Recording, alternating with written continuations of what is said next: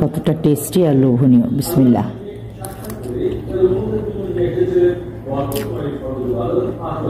এটা তোমরা আমার মতো করে, ঠিক আমার মতো করে রান্না করে খাবে, খেয়ে তোমরা বলবে, আমি বলবো না কেমন হয়েছে।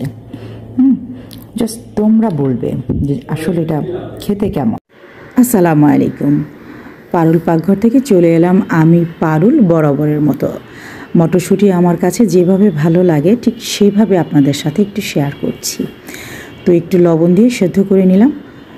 তো সেদ্ধ করে আমি এটা পানি ঝরিয়ে নিব। পানিটা ঝরিয়ে নিচ্ছি। এখন ঝরানো হয়ে গেলে আমি বাগার দিয়ে দিব। এখন আমি একটা ফ্রাই প্যানে তেল আর পেঁয়াজ দিয়ে দিব। দিয়ে পেঁয়াজটা ভালো করে একটু লালচে কালার করে নিব। লালচে কালার করে ভালো করে ভেজে নিব। যতক্ষণ লালচে কালার না হয় ততক্ষণ পর্যন্ত এটা আমি আস্তে আস্তে ভেজে নিব। ভাজা হয়ে গেলে এখানে একটু আদা রসুনের পেস্ট দিয়ে দিব আমি। তো প্রায় ভাজা হয়ে গেছে। এখন আমি এখানে একটু আদা রসুনের পেস্ট দিয়ে দিচ্ছি। দিয়ে পেস্টটা খুব ভালো করে ভেজে নিব যাতে কোনো গন্ধ না থাকে। অল্প একটু পেস্ট দিয়ে ভালো করে ভেজে নিলে মটরশুঁটিটা খেতে কিন্তু অসাধারণ লাগে। তো আমি শুকনো মরিচ একটু ঝিরিঝিরি করে কেটে দিয়ে দিচ্ছি। একটু ঝালঝাল হলে আরও ভালো লাগে।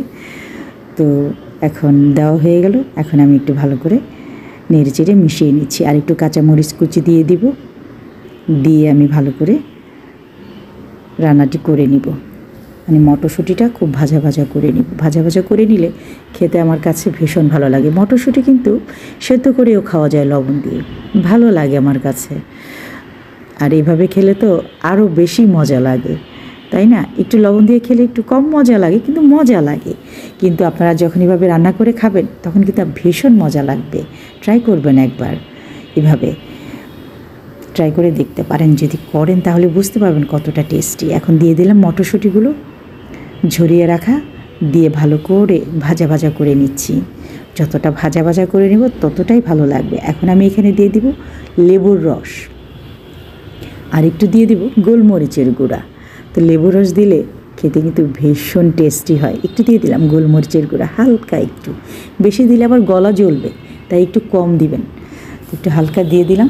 দিয়ে এখন আমি এখানে কিছুটা লেবুর রসও দিয়ে দিব। দিয়ে খুব ভালো করে ভেজে নেব। যতটা ভালো করে ভেজে নিব না, খেতে কিন্তু ততটাই টেস্টি হবে। আমার কাছে কিন্তু ভীষণ ভীষণ ভালো লাগে। কি বলবো, আপনারা এইভাবে একবার খেয়ে দেখতে পারেন যারা এইভাবে করে খাননি।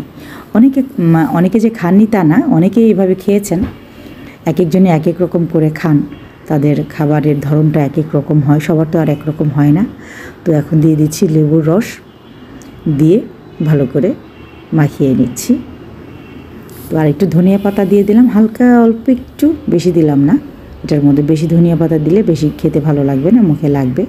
তো এই যে দেখেন কতটা টেস্টি আর ইয়াম্মি হয়েছে। ভালো লাগলে এইভাবে ট্রাই করবেন, কিন্তু ভুলবেন না।